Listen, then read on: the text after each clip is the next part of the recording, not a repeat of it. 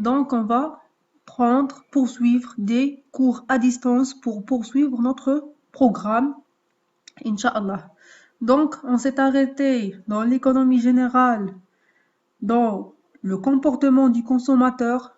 Donc, on a entamé le chapitre de la consommation. On a vu la définition de la consommation, qui est l'utilisation ou la destruction immédiate ou progressive d'un bien ou d'un service afin de satisfaire directement ou indirectement un besoin. Donc après, on a énuméré les différents types de consommation, à savoir la consommation finale, la consommation intermédiaire, la consommation individuelle, la consommation collective, la consommation privée, la consommation publique, l'autoconsommation, la consommation des biens et services fournis par autrui, la demande intérieure et la consommation nationale. Puis, on a vu grand 2, la structure et l'évolution de la consommation. On a dit que la structure de la consommation est la répartition de l'ensemble des dépenses d'un ménage en fonction d'un certain nombre de postes appelés postes budgétaires, comme l'alimentation, les loisirs, l'habillement, ainsi de suite. Donc, la structure de la consommation et son évolution peuvent s'analyser à l'aide des coefficients budgétaires. On a dit que le coefficient budgétaire est la part d'un poste de consommation dans le total des dépenses. On a vu un exemple, on a calculé le coefficient budgétaire à travers la part du poste de consommation sur le total des dépenses fois 100 pour pouvoir détecter la part de chaque poste de consommation dans le total des dépenses. Puis on a passé à la mesure de la consommation, on a calculé la proportion moyenne à consommer, la propension marginale à consommer, l'élasticité revenue à la consommation. Donc, on a vu la loi d'Engel et la loi de Keynes. On a fait l'élasticité prix. Donc, on a vu un exemple de calcul de l'élasticité prix. Donc, on a vu la loi du sociologue Veblen et le paradoxe de Giffen. Maintenant, on va entamer le comportement du consommateur selon la théorie néoclassique. Donc, à l'instar du producteur, le consommateur est rationnel. Donc, rationnel, il est censé faire des calculs avant de procéder à des choix. Donc, avant d'acheter, avant de consommer, il doit avoir des calculs pour pouvoir être rationnel. Comment rationnel, il doit satisfaire le maximum de ses besoins, il doit satisfaire au mieux ses besoins illimités sous la contrainte de son revenu ou bien de son budget limité. Donc, il doit chercher à satisfaire ses besoins illimités le maximum possible tout en respectant son revenu ou bien son budget. Et par conséquent, obtenir le maximum de satisfaction ou bien le maximum d'utilité. Donc, on va parler plus de l'utilité. Donc, il doit avoir plus d'utilité, le plus d'utilité possible. Donc, pour cela, on va distinguer deux approches de calcul de l'utilité de consommateur, l'approche cardinale et l'approche ordinale. On va commencer par l'approche cardinale de l'utilité. Donc, selon les tenants de cette approche, le consommateur est capable de mesurer l'utilité. Donc, ici, les économistes ont pu déceler la capacité du consommateur à mesurer son degré de satisfaction. Donc, c'est-à-dire la possibilité d'attribuer un nombre à chaque niveau de satisfaction que lui procure la consommation d'un bien. D'accord? Donc, par exemple, si je vais consommer une demi-orange, ça va me procurer un niveau de satisfaction, bien une utilité de 2. Si, par exemple, je vais consommer une pomme, ça va me procurer une utilité de 3, et ainsi de suite. Donc, j'aurai la capacité de donner un nombre, un niveau de satisfaction, un niveau d'utilité pour chaque bien ou bien chaque service consommé. Pour cela, on passera à un exemple pour déceler cela. Donc, il y a 3 exemples dans cette partie, dans cette approche cardinale de l'utilité. Le premier exemple va porter sur le cas d'un seul bien. Lorsqu'on a un seul bien, quel est le maximum d'utilité, quelle est la quantité qui va m'engendrer le maximum d'utilité possible. D'accord? Après, on va passer à un deuxième exemple lorsqu'on a deux biens qui ont le même prix. Et le troisième, ça va porter sur le cas de deux biens, mais avec des prix différents. Quelle est la combinaison optimale d'avoir un niveau de satisfaction optimal tout en respectant la contrainte du revenu. Donc, pour débuter notre premier exemple, le cas d'un seul bien, on va voir l'utilité totale et l'utilité marginale. Donc, l'exemple porte sur l'évolution de l'utilité d'un consommateur en fonction de la quantité des pommes consommées dans une période. Donc, on a les quantités, 0 pommes, 1, 2, 3, 4, jusqu'à 7 pommes. L'utilité totale. Donc, l'utilité totale, on a dit, c'est le niveau de satisfaction, c'est le nombre attribué suite à la consommation d'un bien. Donc, lorsque je ne consomme pas de pommes, j'ai une utilité de 0. Si je consomme une pomme, j'ai un niveau de satisfaction de 10. Si je consomme 2 pommes, j'ai un niveau de satisfaction de 18.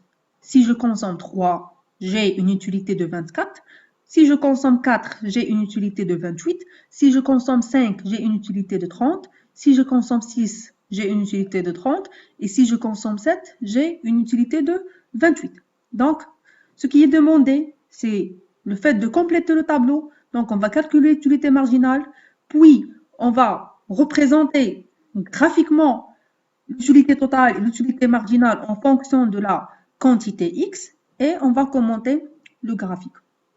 Donc, premièrement, on a déjà dit au niveau du comportement du producteur, lorsqu'on va calculer une grandeur marginale, donc on va mesurer si on va ajouter une unité supplémentaire, de combien la grandeur va varier.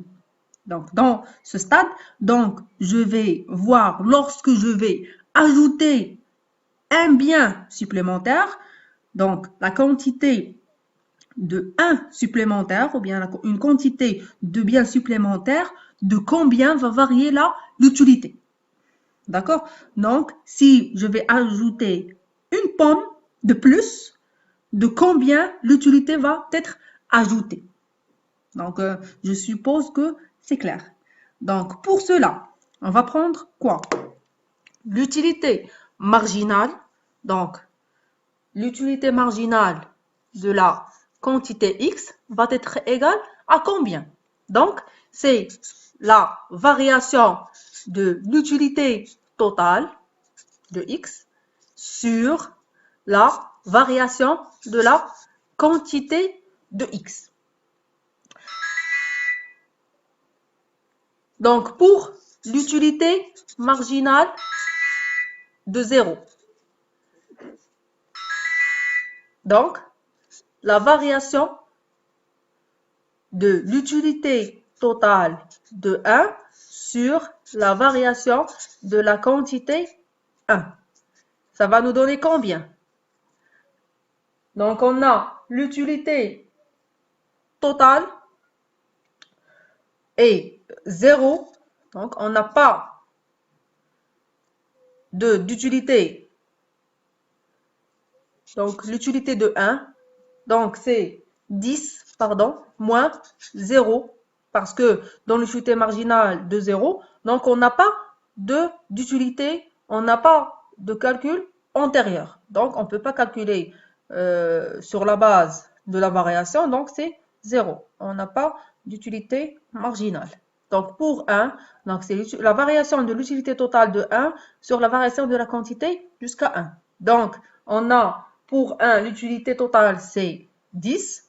L'utilité de 0, la précédente, c'est 0. Sur 1, la quantité 1, moins 0, la précédente. Ça va nous donner 10 sur 1, c'est 10. Donc, l'utilité marginale de une pomme, si je vais ajouter une pomme, j'ai 0 pomme, je vais ajouter une pomme supplémentaire, je vais avoir 10 comme niveau de satisfaction supplémentaire. Donc, de la même manière, on va procéder au calcul de l'utilité marginale de 2. Donc, on a l'utilité totale de 2, c'est 18, moins la précédente, c'est 10, l'utilité totale de 1, sur la quantité c'est 2, la quantité précédente c'est 1. Donc, la variation a été de 1 sur la quantité et la variation de l'utilité totale a été de 8. Donc, 8 sur 1, c'est 8. De la même manière, utilité marginale de 3. Combien on a d'utilité totale de 3? C'est 24. La précédente a été de 18. Donc, sur 3 moins 2 est égal à combien? Donc, c'est 6 sur 1. C'est 6. L'utilité marginale de 4. Donc, on a combien? 28 moins 24 sur 4 moins 3. Donc, ça va être égal à 4 sur 1, c'est 4.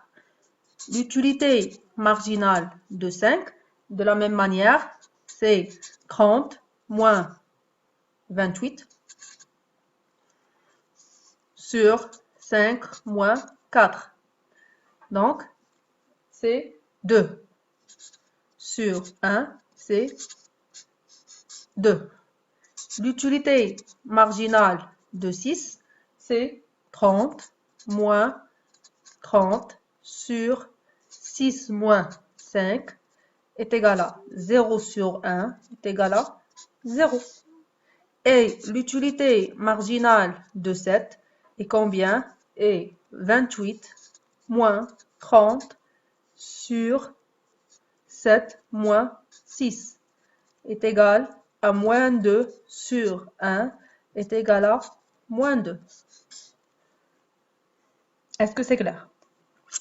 Donc, on va compléter le tableau. On a dit qu'il n'y a rien dans le 0. Donc, la première, c'est 10. La deuxième, c'est 8. La troisième, c'est 6. La quatrième, c'est 4. La cinquième, c'est 2. La sixième, c'est 0. La septième, c'est moins 2. Donc, on a terminé le calcul de l'utilité marginale. Donc, on va représenter, deuxièmement, graphiquement l'utilité totale et l'utilité marginale en fonction de la quantité x. Donc, j'ai tracé déjà pour représenter, donc je dis toujours qu'un graphique a un titre. N'oubliez jamais le titre du graphique. Présentation graphique de l'utilité totale et l'utilité marginale du bien. Ici, on a des pommes. D'accord? Donc, on va représenter ici l'utilité totale et l'utilité marginale et ici les quantités x. D'accord? Donc, on va prendre les quantités 1, 2, 3, 4, 5, 6 et 7. Donc, ici, j'ai choisi de partir avec 5, 10, 15, 20, 25 et 30. Donc, bien sûr, vous devez avoir vos cahiers, vos stylos et tous vos fournitures scolaires pour calculer avec moi, pour tracer avec moi. Bien sûr, le graphique, on va le tracer comme toujours dans un papier millimètre et ça va être collé sur vos cahiers. Donc, tracez avec moi. Donc, bien sûr, j'ai fait un tracé qui n'est pas exact, mais vous, dans votre papier millimètre, donc vous avez une exactitude dans la représentation. Donc, pour l'utilité marginale, dans le tableau, on a 0. Donc, le premier point, c'est... Donc, je vais prendre une autre couleur pour que ce soit plus clair.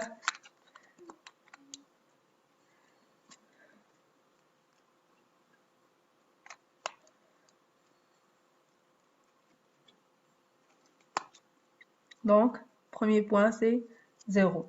Donc, on a 1 correspond à 10. Donc, pour 1,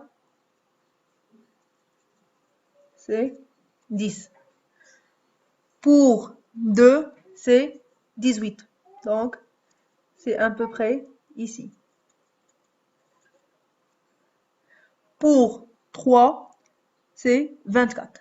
24, c'est à peu près ici. Pour 4, c'est 28. 28, c'est à peu près ici. Pour 5, c'est 30. Donc, c'est à peu près ici. Pour 6, c'est 30. C'est la même chose. C'est à peu près ici. Et pour 7, c'est 28. Donc, c'est la même de 4.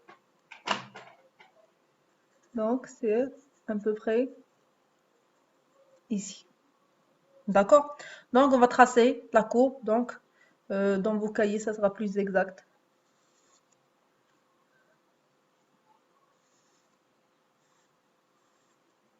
Donc, c'est approximatif. Donc, une courbe à 1 an.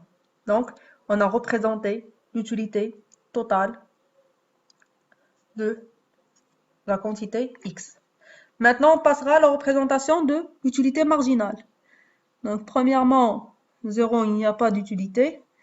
Donc, pour 1, c'est 10. Donc, c'est le même point. Donc, pour 2, c'est 8. Donc, c'est à peu près ici. Donc, pour 3, c'est 6. Pour 3, c'est 6. C'est à peu près ici.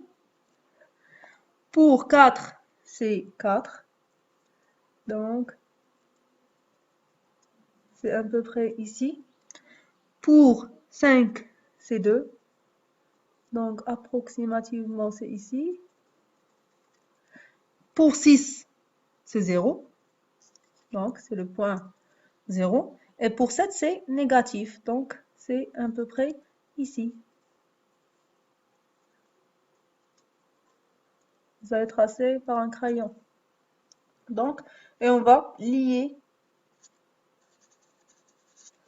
les points.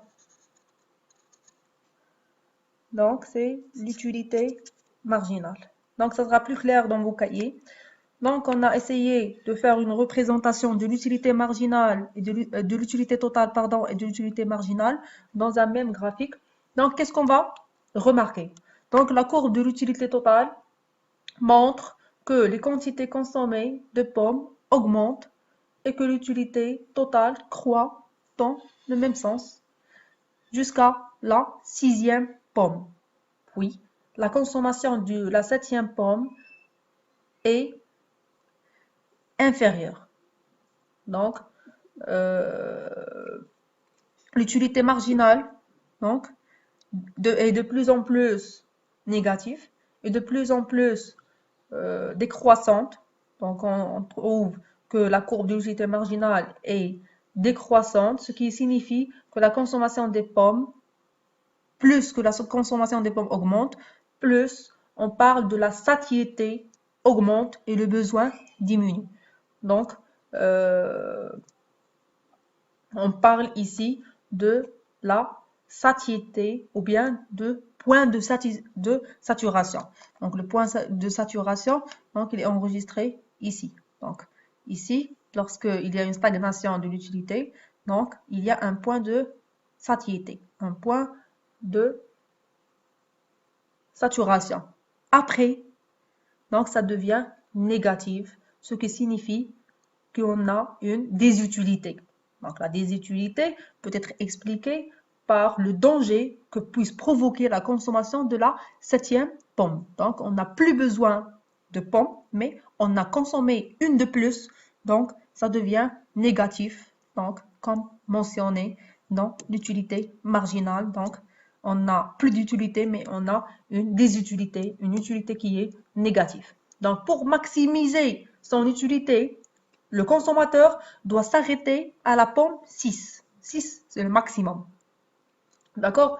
Donc, au-delà de 6, ça devient plus dangereux pour ce consommateur. On parle de désutilité. Donc, pour conclure, pour un seul bien, la condition d'équilibre, ou bien pour avoir le maximum de satisfaction, on doit, cela est obtenu lorsque l'utilité marginale est égale à 0.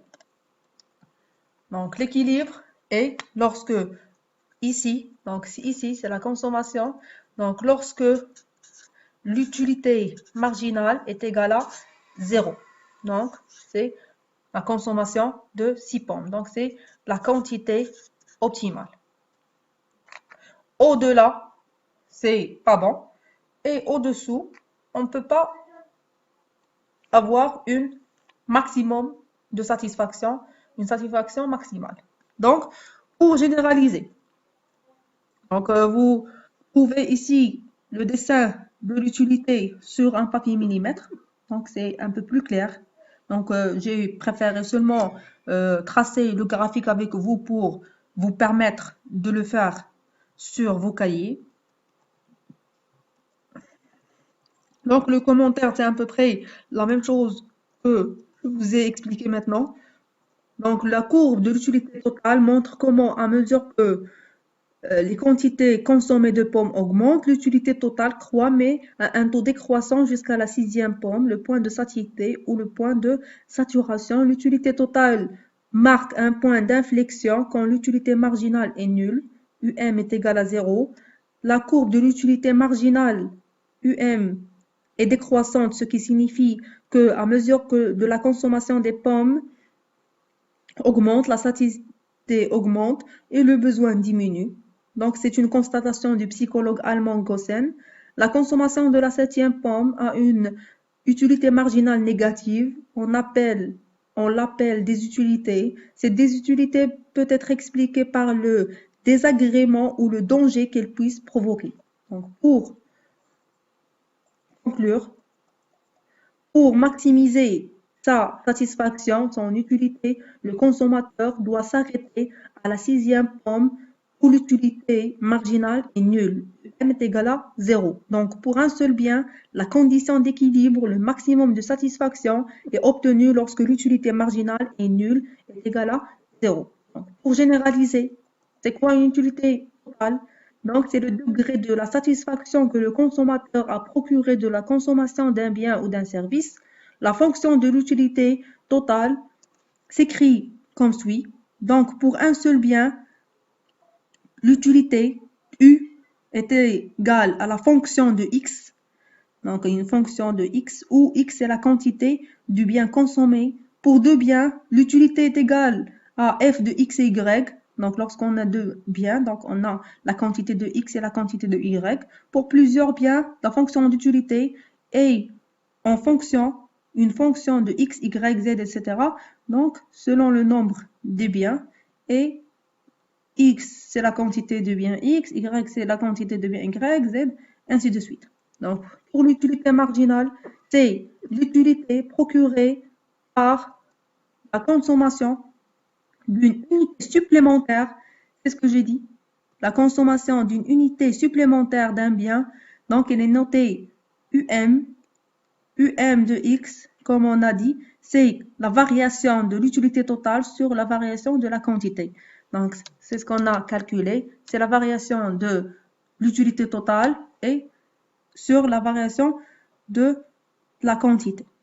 L'utilité retirée de la consommation d'unités successives d'un bien donné diminuera à mesure que la consommation de ce bien augmente. Et c'est ce qu'on a remarqué par la courbe de l'utilité marginale. Plus on consomme, moins on a d'utilité, jusqu'à ce qu'il soit négatif.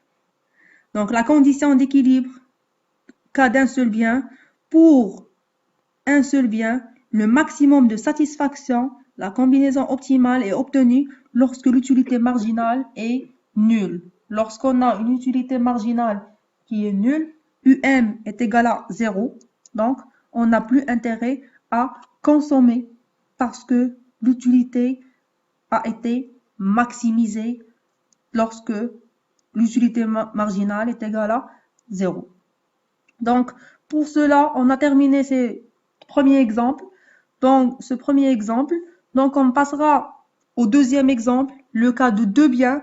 Lorsqu'on a deux biens, quelle est la combinaison optimale pour dire que je suis dans le maximum de satisfaction?